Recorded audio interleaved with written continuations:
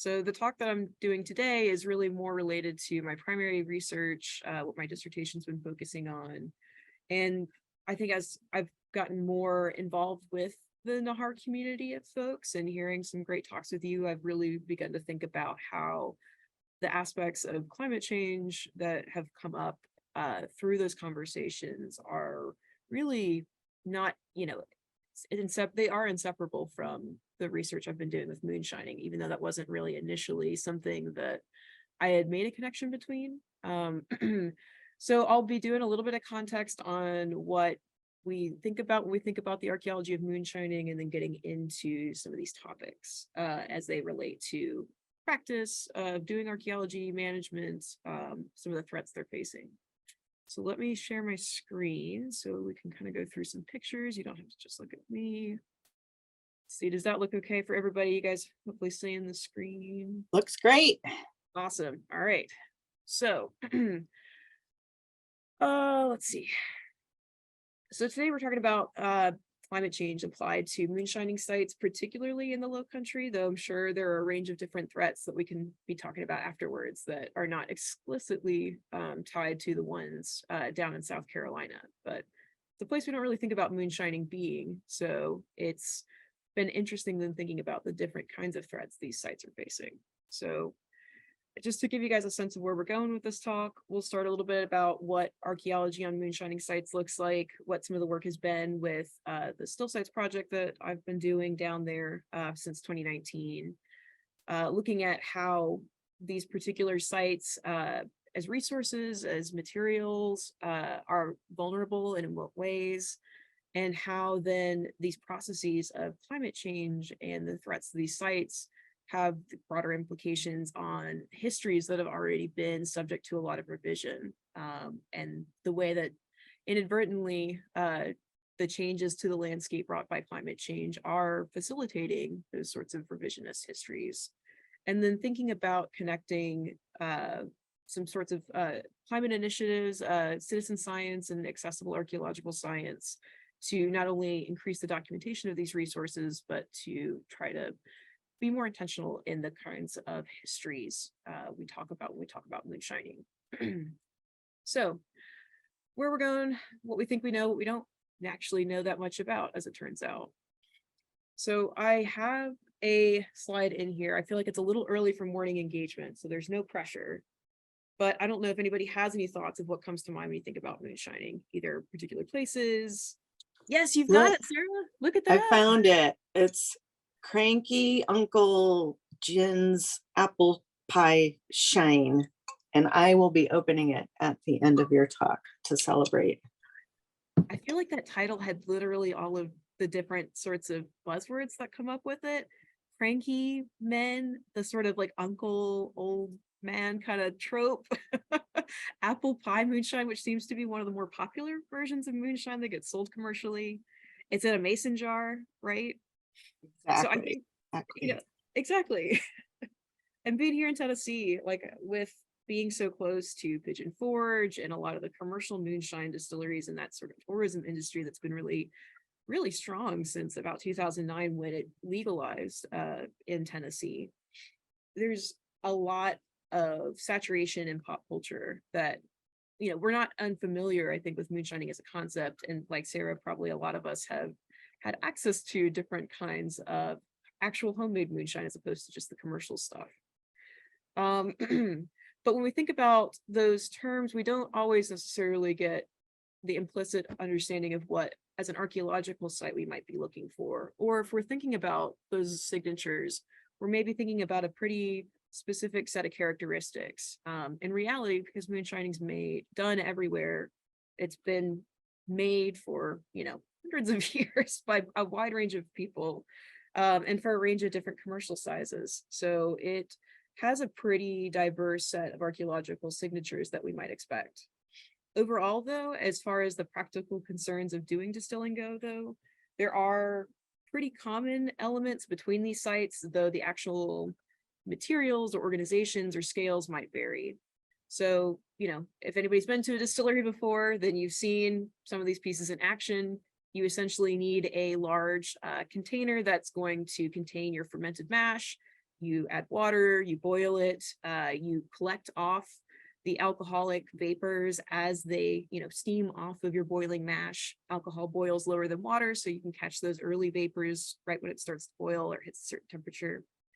And then by recondensing those vapors down into liquid again, you end up with a really potentially high proof liquid, right? What we think of as the sort of unaged white whiskey that's pretty common with moonshining. So to do that process, you need a heat source of some kind. We typically think about the sort of pizza oveny fire boxes, I think, when we think about moonshine stills. But there's a range of different methods because we see moonshining even still today happening. The different containers for catching the mash and the distillates, piping to carry it all between these sources to bring water into the still as well. And of course, features related to how you would hide it, right? Moonshining is a clandestine activity, so it's not necessarily out in the open.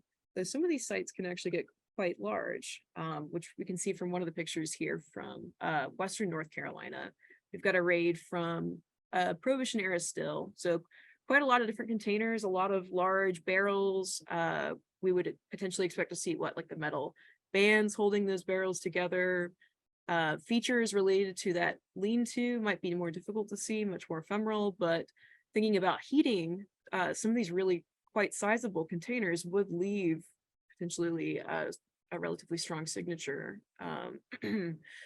People get pretty creative though with hiding stills, and it's not just these sort of lean-to collection of buckets and barrels in the woods, but anything from outbuildings or dynamite shacks that get repurposed, subterranean like basements that have secret entrances or whatnot to carry moonshine up through water systems in the building, you name it. Bluff shelters, especially here in East Tennessee, are a very popular way to conceal a still and have good visibility for anybody who might be coming up to bust it. A lot of what we think about, though, I think, as far as the people making it, and then by extension, where we might expect to find these sites, really relates to the pop culture around moonshining. And ranging from, Burt Reynolds in the 60s and up through more recent media with things like the Moonshiners TV show that's been really popular on Discovery, Popcorn Sutton, certainly through his death in 2009, it still remains a really, prevalent figure. And then we have the great movie with Shia LaBeouf, my personal favorite, Tom Hardy, in Lawless, talking about Franklin County, Virginia moonshining and this particular family's involvement. And so we get a sense of Appalachia, or at the very least of Mountain South places, these rural upland areas as the settings where moonshining takes place. And it's within these communities that we can often conceptualize as being relatively isolated or rural or small, very kin-driven. This being a very community-based activity, especially as we conceptualize the dynamic between like the sort of cat and mouse of the moonshiner and law enforcement, and the idea of the communities that are making moonshine as being very solid and cohesive and presenting the sort of unified evasive front against law enforcement, usually conceptualized as the sort of outside other coming in to disrupt historical ways of life, heritage acts of making moonshine, as well as the sort of economic viability in areas that are often depicted as being very economically depressed. So there's a lot of implications that get tied up in not only regions, but the economic dimensions, the political dimensions, the sort of community relationships then around how moonshining is made and concealed and defended. But we don't necessarily think about other kinds of places like the coast of South Carolina, which is definitely not anywhere near the mountains, is very different in terms of the topography and the environment.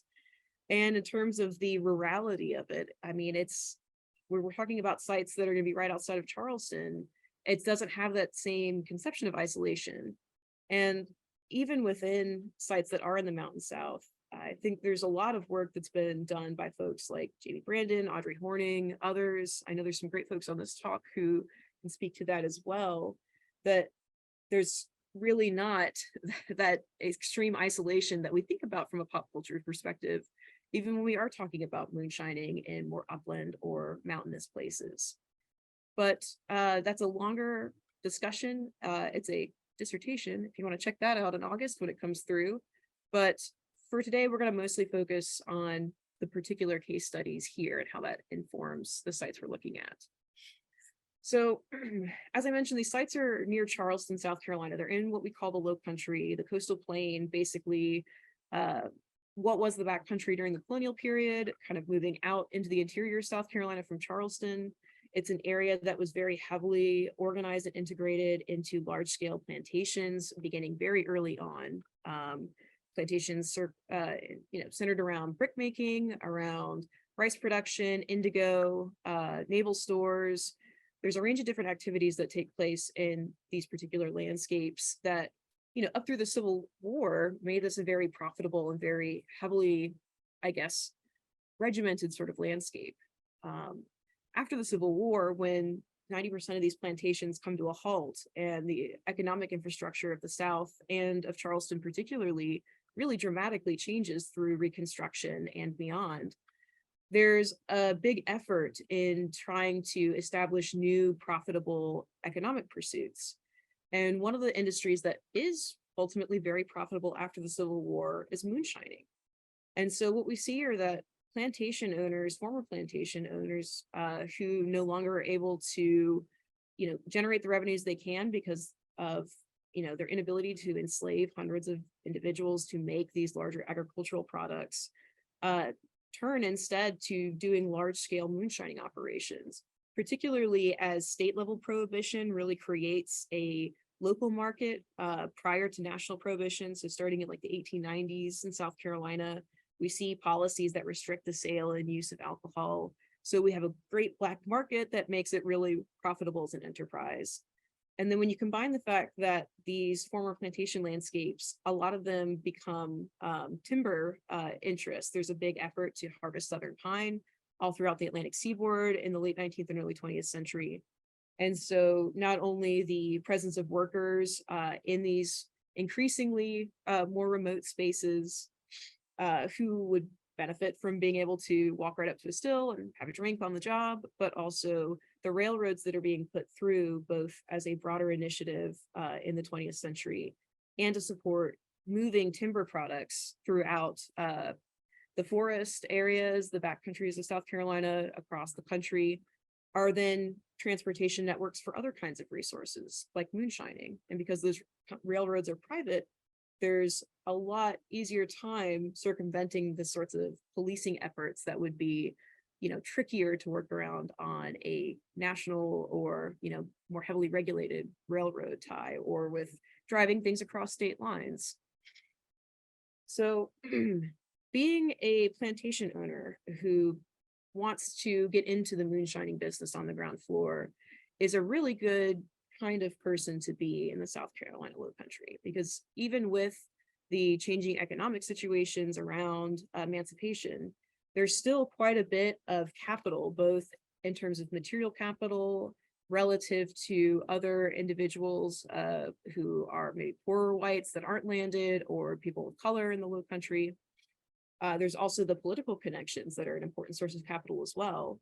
When you think about being someone who's part of this upper crust of society who, have family members that are well connected to judges, to lawyers, to county commissioners, to the police, who probably have a really strong role in determining who is the elected sheriff for the area and who have been working with law enforcement around, trying to recapture people who self-emancipate from your plantation. So there are these relationships that have meaning after the Civil War, even as those, plantation dynamics begin to change somewhat. And those resources really facilitate the ability to not only make moonshine, to have, a starting point of land and financial resources to buy what you need to get this off the ground, but to really scale it up and be able to do it at a massive level. And so what we see is that moonshiners in this part of South Carolina, in what is now today the Francis Marion National Forest, get involved in moonshining at a scale where they are one of the largest distributors for folks like Al Capone. So they're able to, use their connections to keep attention away from their operations. You can see here from this lovely map, the culture map of South Carolina from the 40s, there's this, 3 crosses of government agents in Hellhole Swamp and a little moonshine still underneath. It becomes this area that's really notorious for the amount of moonshine that's being produced here. And because of that political connection, because of that clout, moonshiners in the Hellhole Swamp area are able to really make the volumes that they need to be able to access, national markets, as opposed to the markets in Charleston, which are still very profitable in and of themselves. And so there's a range of different archival information and documentation that has highlighted those connections between former plantation owners that become moonshiners and, their enterprises and the scale of them as well. It certainly is a very competitive market, being able to have the greatest market share and to have, your stills protected. You've got to be able to throw somebody under the bus to make, keep the illusion up that moonshining is being policed, at least enough, that other outside individuals aren't forced to come in and intervene. And so at a certain point in the 20s, about 1926, we see that some of the families begin to turn on each other. And it really begins this crazy spiral that is a fascinating news archival read in terms of the family feuding that arises because of that need to have somebody's moonshining operation take the fall so that your own moonshining operation can continue to work. So my research, the research of the Francis Marion Still Sites Project, has been on the Villeponteau family, who have been in the Lowcountry since the 1700s. They were some of the earliest recipients of large land grants. I mean, I think just writing this for this chapter, they had upwards of 20,000 acres in the South Carolina Lowcountry in the 1700s, late 1700s, and are a very prominent family. They're very well connected financially as well and politically. And so it's been interesting then to follow their particular landscape and see how that's changed over time, and how that's transitioned to moonshining. So the Villeponteau family is well connected with state senators like Senator Edward Dennis, who is their lawyer. He reportedly got them out of a lot of scrapes with law enforcement prior to the big public shootout where a number of family members died. Once you start having gunfights on a Sunday morning in the middle of a downtown area, it's a lot harder for law enforcement to turn a blind eye to what's happening. And so it kicks off this sort of infighting, assassination. Dennis is assassinated in broad daylight as well. And it really brings down a lot of these larger moonshining empires that really since the 1890s had been operating relatively uninterrupted. So to give you guys a sense of how this lines up, so these are the 6 outlines of parcels here are part of original baronial land holdings. Each one of those squares is about 500 acres. This is just one of the parts of the Villeponteau family's historical land holdings, but it's the place that they call their old place. It's a really meaningful piece of property. It's the longest held one from the 1700s up through the 1930s. It was consistently owned by them. And there have been a number of different moonshine sites then that we found around the family homestead in this area. So all these purple dots are stills that we've located in the last couple of years. And you can see they're pretty tightly clustered. We're seeing one about every 0.2 of a mile along the intermittent streams in this area. And so again, it's just a very different kind of conception regionally and in terms of the people making it than we typically think of. So to get into what we've been finding then as an archaeological resource, so we can start getting into the climate change part of this talk. We've been working down in this part of the Francis Marion since about 2019. We had our most recent field season in January of 2023. And what we've largely been trying to do with this project is try to identify more of these archaeological moonshining still sites, because they have been talked about as being very ubiquitous. And there have been reports from Forest Service archaeologists that mention there are countless moonshining stills in the project area, but there's not really anything that, described the nature of those sites beyond just a broad reference to there being a ton of them. Maps, photos, any of that. I mean, these are not resources that typically get a lot of attention, and I'll talk about that a little bit more in a minute. But because they are not well represented in the archaeological record, it's really hard to then connect what we have from archival resources about this history to the archaeological manifestations, and to see how archaeology might be helpful in deepening our understanding of this history of moonshining in the area and the transition from a plantation landscape to one that's very industrialized through naval stores work as well as through moonshining. And just to understand the scope of it, because we hear about these really large raids in newspaper articles, but again, like, what does that look like on the ground? If you're busting a still with 20,000 gallons of moonshine at one site, that's got to be a pretty large site. So is that something that persists in a way that we can detect it archaeologically or not? So we have done a number of pedestrian survey efforts to try to locate stills, as well as 2 seasons of test unit excavations at a couple of different stills to get sort of a comparative archaeological understanding of what these resources have to offer. So we've had a number of different volunteers, student groups out. I think we've had upwards of 60 different individuals over about 5 seasons of work, both for the pedestrian survey efforts as well as for test units. And you can see even during COVID, we were able to, get the okay to continue to work. Luckily, with being out there in December, which is generally the seasons we've been out, it works out really well with being in a mask in a swamp. To give you guys a sense of what kinds of common signatures we see at these sites, because it's the coast, we don't have natural rock outcrops like we might expect in upland areas. We see that instead of the sort of pizza oven-y cairn kind of shape of heating or firebox elements, people are actually using things like cinder blocks or other kinds of materials to prop up the still and create a recessed area where a heat source can be built up, whether that's open flame or, as we've actually seen more recently, evidence of propane heating as well. So the water table is really low with it being a swamp as well. And these are in pretty swampy parts of the swamp because we want, moonshining sites, we want them to be out of the way so they're less likely to be encountered accidentally. We need to be near a water source, and in a swamp, the best water source is the swamp. We don't have the same sort of choosiness around water sources that we can see with oral history work that's been done on moonshining in the mountains, where hard water versus soft water is a big consideration on where you plant your site. Here, that's less of a concern.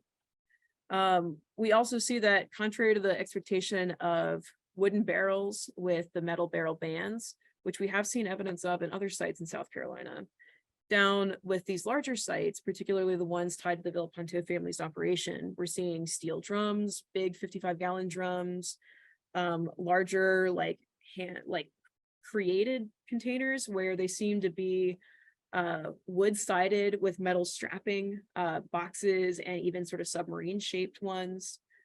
Some of these sites have been clearly busted because you can see axe marks on things like this vertical piece of sheet metal leaned up against the tree here. And then, of course, you need containers to transport it in. So a range of different glassware, especially at busted sites, tend to be pretty common. To give you guys a sense of where we've surveyed and sort of within the survey areas we've covered recently, where we're finding sites, we've started looking at more of the intermittent streams and drainages within lands that were owned by the Villapanto family, with the idea that you wouldn't want navigable waterways because, again, that's that risk of detection that somebody could be sailing up the Cooper River and see you're still running right on the banks of the stream. So these smaller drainages between larger swamp systems tend to be a little bit easier to work with. And it also seems that they can be more easily and discreetly widened or deepened to, collect additional water beyond what's present, moving through them at different points of the year, wetter and drier parts of the year. So we've been doing, as far as the pedestrian survey goes, about a 160-meter wide buffer on either side of these creek drainages, and really looking for evidence of materials on the surface.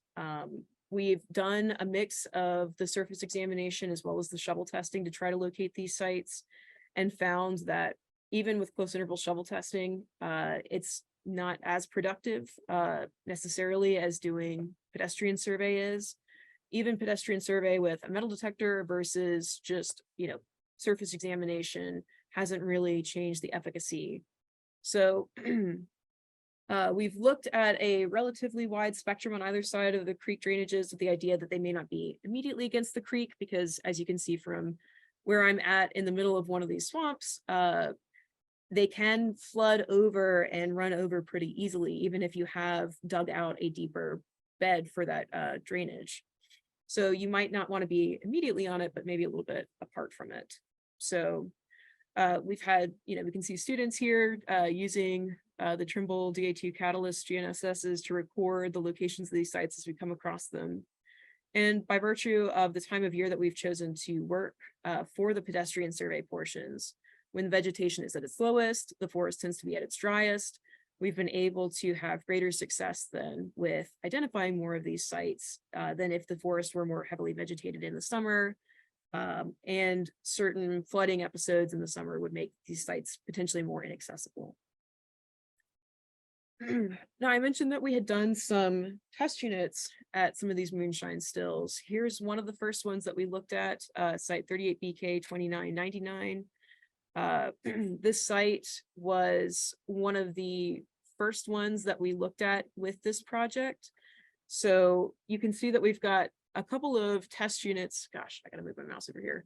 We've got a couple of test units here within some of these cinder block rows that we think of as being the main still. But you'll notice that our larger excavation block is actually just outside. And so it's about 10-ish meters away from where the site core is based on surface materials. So when we identify these sites at the pedestrian survey level, we've done a number of different methods to attempt to delineate them. One of those methods has been doing systematic metal detector survey, with the understanding that because these sites are largely metal, for all the different parts of the still apparatus particularly, that this would be a more effective tool in trying to locate what is essentially very ephemeral material scatters related to these sites. And so we found over here where block 1 is, a number of metal detector hits. You can see from these green dots where we had hits. And one of those finds actually came up on, let's see, a strange brick feature. I didn't include the cross photo of it. I've got it on a backside that I can show at the end of the talk. But we ended up finding a pretty large scatter of handmade bricks that were not evident on the ground surface at this location. And so when we opened up initially a 1x1 over where that metal detector hit was, we discovered a pretty dense pile of bricks. And our first thought was, well, maybe this is, a brick pier for a structure or some kind of house that would have been in the area.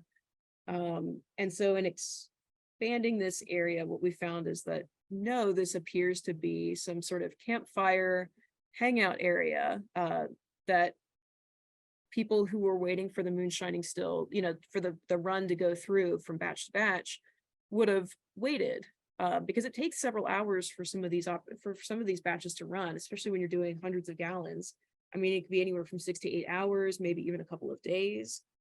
And so we're able to start understanding activity areas and getting a better sense of what the day-to-day is, or some of those, smaller moments that get overlooked when we talk about moonshining through doing archaeology. And by tailoring the methods that we did, by using the metal detector survey, as opposed to the initial shovel test delineations we did, we were able to better locate these kinds of features, which gave us a much better understanding of the site than we initially had just from looking at what was on the surface. And also challenged, I think, what we understood going into this project of what we could potentially find archaeologically at a moonshine still. This is from a different still, site 38BK 3020, which we did test units at here in January. You can see that we've exposed an area between two cinder block rows. It might be a little difficult to see the cinder blocks in this photo here, but you can see we've got a row just to the north, top of the photo, one as well to the bottom.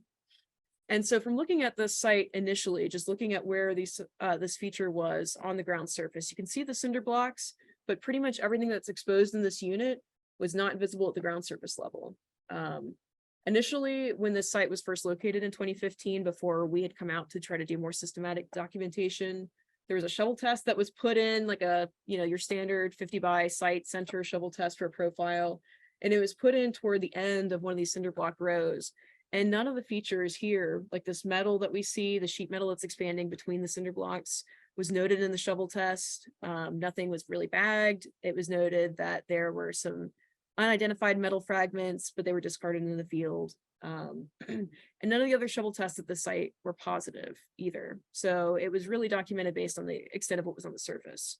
But by going through and looking even just a few centimeters below and stripping off that initial debris and doing it with a little bit more caution, I guess, than an initial shovel test, we were able to see quite a range of features. I mean, you can see we've got this crazy long sheet metal element. We had buckets. I'm gonna bring it back for a second. We got a bucket here within this arched articulation of cinder blocks that was initially thought to be just cinder blocks that were kicked crookedly when the still was busted, but seemed to be very intentional, especially as we think about the row that's next to it, to the bottom part of the image.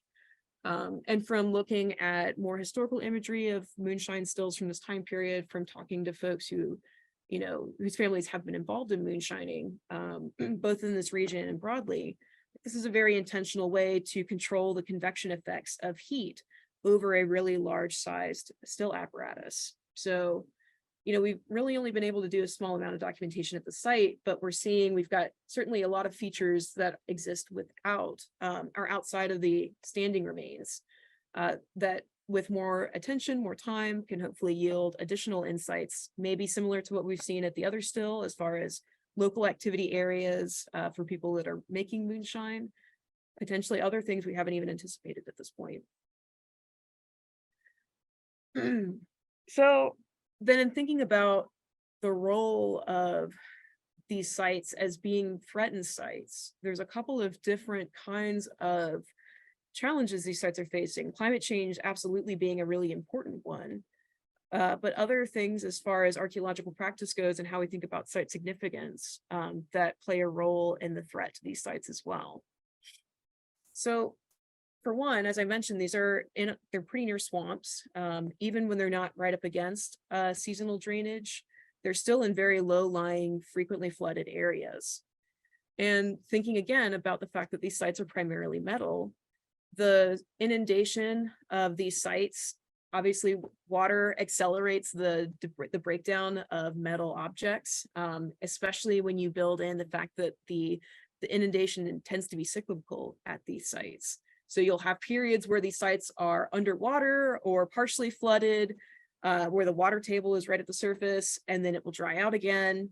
You've got the alternating hot cold cycles that happen as well in tandem with these flooding and drying out cycles, which is incredibly stressful on metal as a material substance, and it really creates almost the worst preservation conditions, especially when you think about the fact that a lot of these materials are on the ground surface, so they don't even have the sort of safety of environment of being buried and reaching some kind of equilibrium in the soil that might help facilitate a little bit more preservation than they currently face. And the photos here, this is from 2020, actually in November, when Tropical Storm Eta, which was just downgraded from a hurricane at that point, had come through the area. And even though, there wasn't a ton of damage to the trees or to the surrounding areas, certainly nothing like Hugo in the 90s, it still brought quite a lot of intense rainfall that both came down the watershed on its way out to the Atlantic Ocean that raised the water table in this area. And also water being pushed in from the coast, because a lot of these sites are pretty proximal to the coast. So you've got water really hitting these sites intensely on both fronts and pooling because it takes time for it to drain away. So not only then are these sites being exposed to more circumstances that accelerate their breakdown, but it also makes them difficult to document because then we can't do those sorts of subsurface testing to look at what else is there beyond what's on the surface. So we're really limited then as far as what we are able to study and when, based on the different climatic conditions on the ground. And as I mentioned toward the beginning of this talk, these are sites that are not very well represented in the archaeological record. They're sites that tend to be included as passing comments in a report, but they're not always treated as archaeological resources.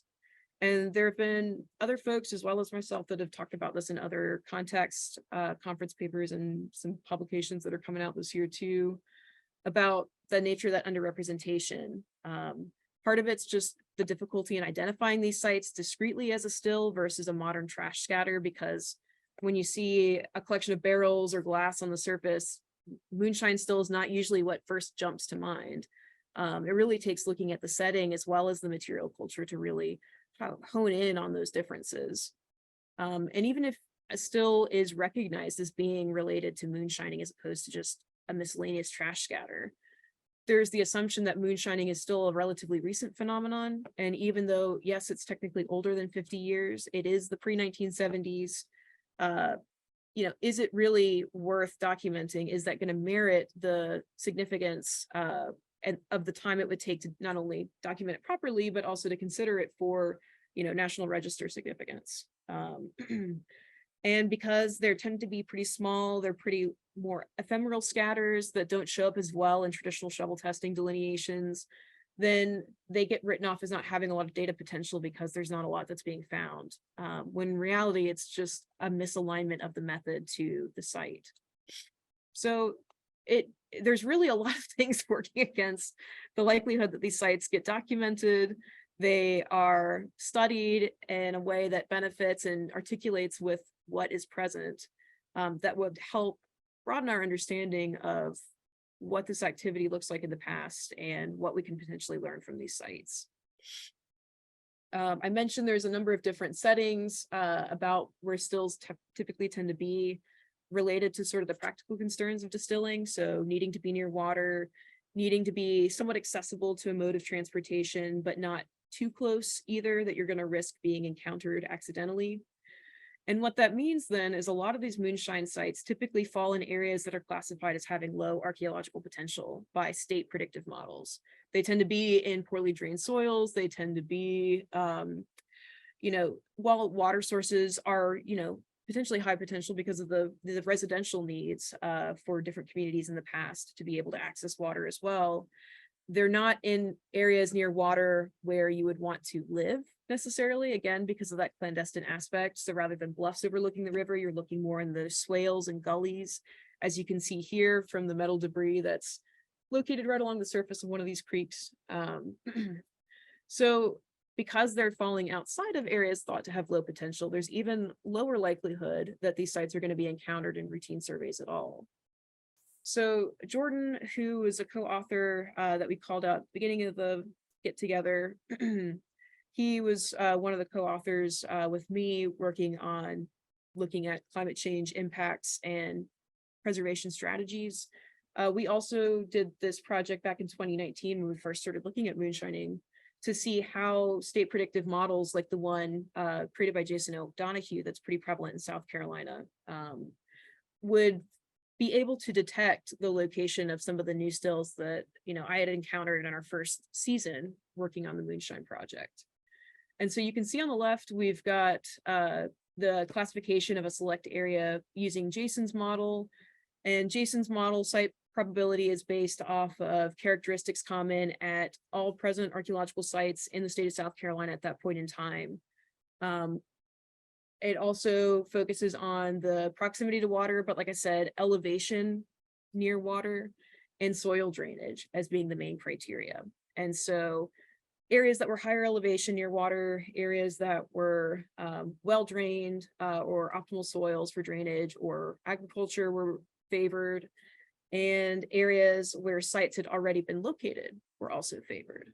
You can see that the model on the right that we did, and it's a preliminary model that we've been working to refine since, is a lot coarser. It's classified a lot larger areas as having higher or moderate potential, but it's also a lot better suited to where these particular stills are.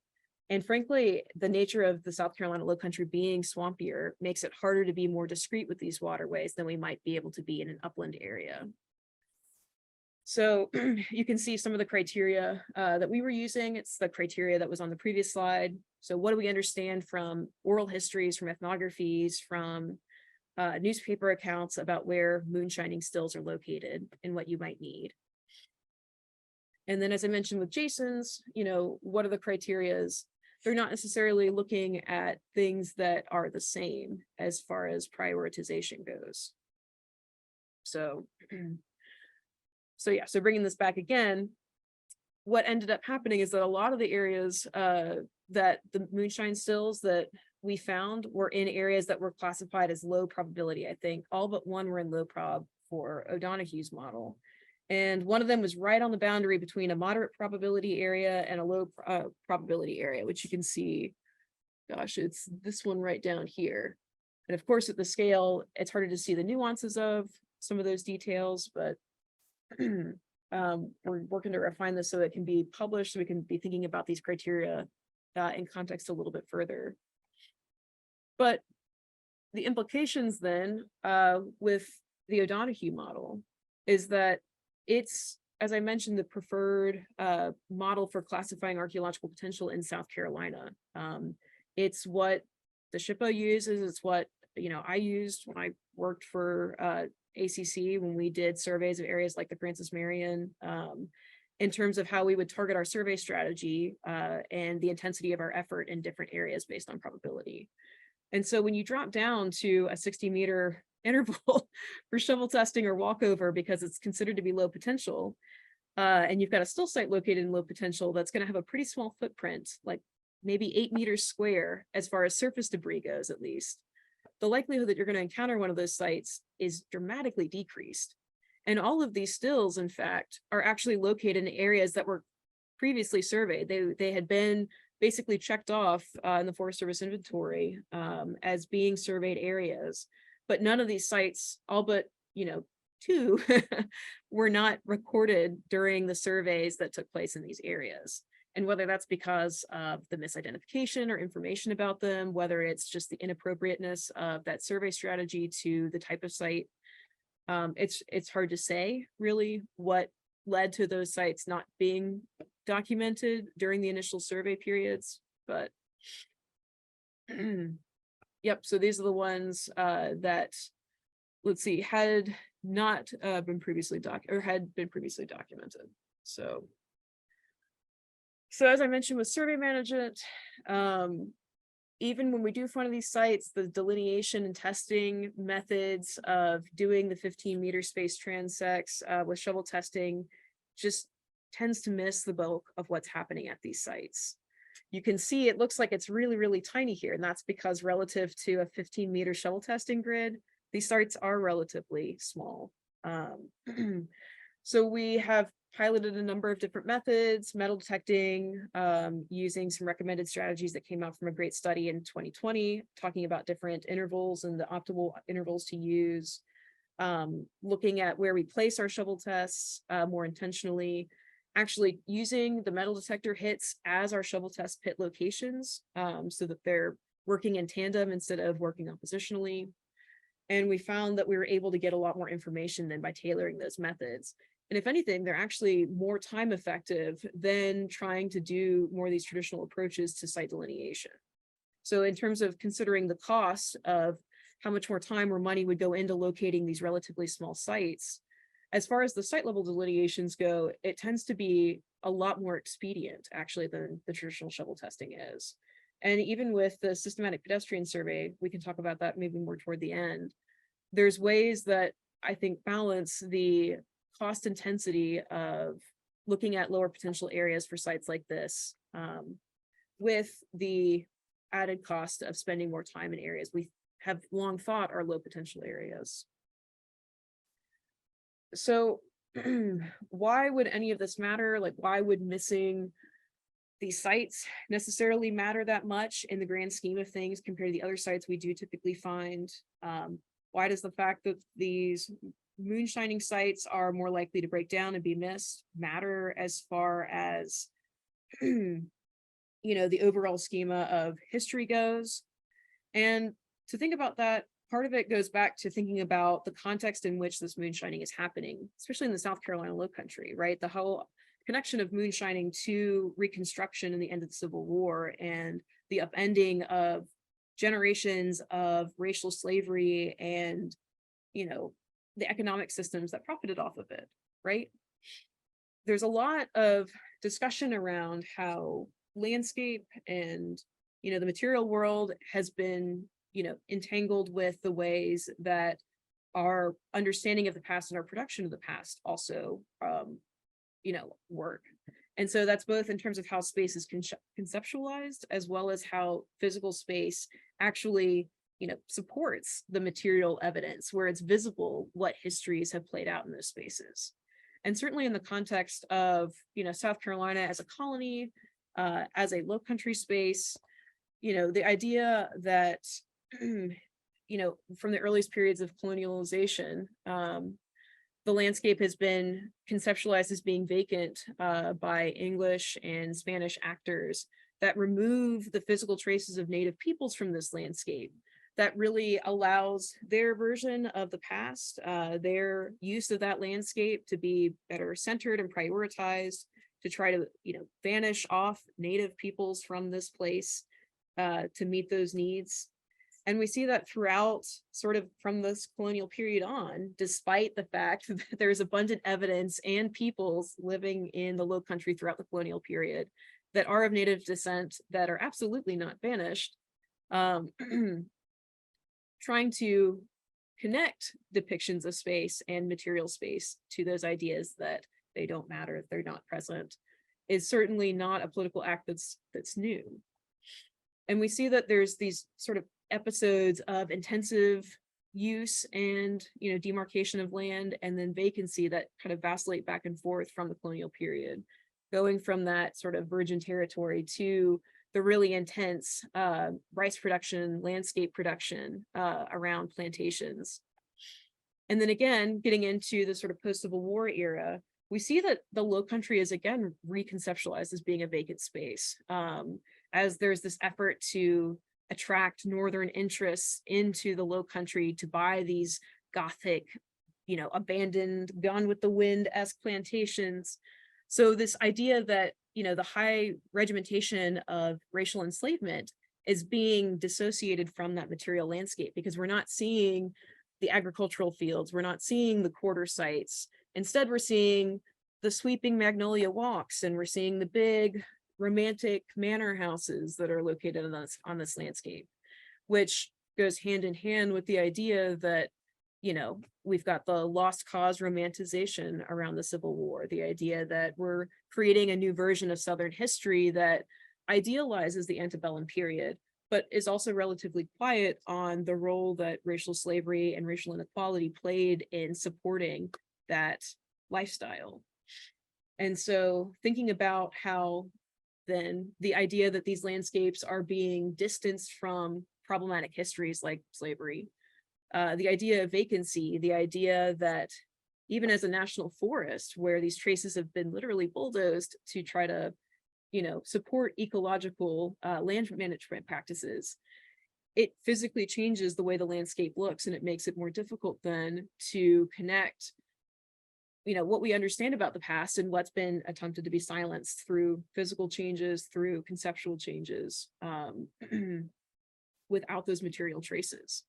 And so without the archaeological documentation of a range of different activities, and moonshining absolutely being one of them, it's difficult then to really understand that scope.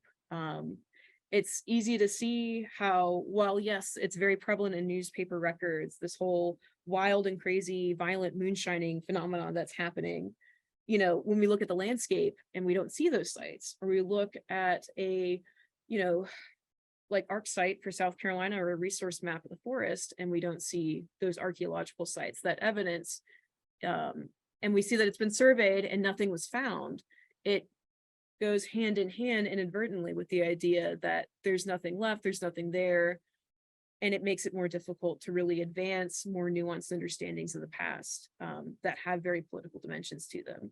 Even if we as archaeologists are not really, seeking to play into those political conversations around the lost cause and how Civil War history and whatnot has been revised. And by not thinking about plantation owners as the moonshiners, we also we create this sort of gap in what happens after the Civil War with these people and with the political clout and the economic clout that they had going into then the postbellum and present era as well. And with things like JD Vance, I mean, there's a lot of political capital for folks who would love to profit off of the idea of lower economic status, of sort of the homespun, moonshining, hillbilly kinds of narratives that are used to disguise actual political and economic class and privilege and power. If we were to look at the Villaponte family, for example, as moonshiners through the context of the newspaper records about this alone, without looking at the archaeological record, without looking at the broader picture, we get a sense of a family that went through really hard times after the Civil War, became really poor, hard scrabble. And when you add the moonshining dimension, and we think about these moonshiners as being the barefoot kinds of folks who are just living hand to mouth, which may be the case for a number of families, but certainly wasn't for their family, then we've really created this sort of JD Vance Trojan horse of thinking about a history of the Lowcountry and of people moonshining in the Lowcountry is very different from the reality of what that activity, of what that industry was like, right? So, you know, it creates this narrative where people who are themselves the elites are positioning themselves as being on the side of the everyman, as being oppositional to those elites, while they benefit from the generational privilege that underpins, you know, centuries of economic power and political power as well. If you look at the Murdaugh family murders, we can talk about that too. If anybody's been watching the documentaries or following the podcast, that's a family as well that has a lot of roots in moonshining in a different part of the South Carolina Lowcountry. And again, a lot of similar parallels in terms of how that history is, you know, intentionally deployed and also selectively silenced.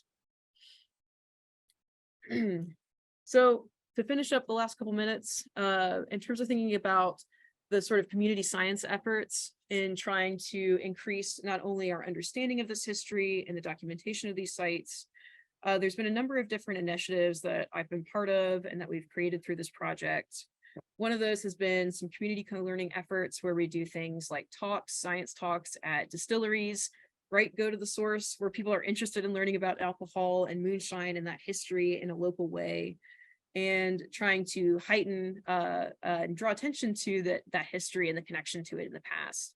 And especially when you think about from a public's perspective, like moonshine and archaeology are two really fascinating topics for, you know, the public. So being able to put those in the same space and have some of these conversations has been really beneficial. And we've done open Zoom courses for folks to take part in these as well that we started doing over COVID that talked about some of the classroom elements as well when we couldn't be in distillery spaces.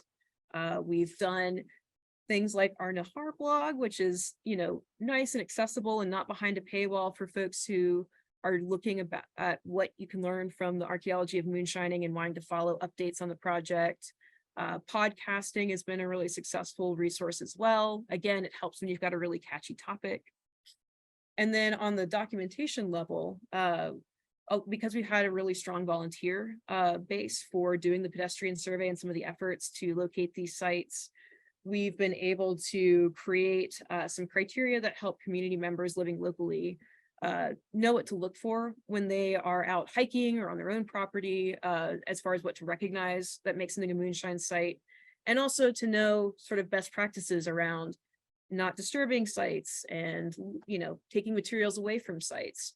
What kind of information is important or helpful then to help draw attention to where these are. And so we have folks that will send drop pins and pictures then to be able to, you know, so I can get site forms sent in to document these locations. And there's been a real sense of community like pride and protection then around these resources as a result, both of being involved as volunteers in the project and in being more engaged in the documentation efforts on their own. So, all right, so I'm at time, so I'm going to wrap it up there. a lot of great folks to acknowledge, and thank you guys for showing up this morning and listening to me talk. I appreciate it.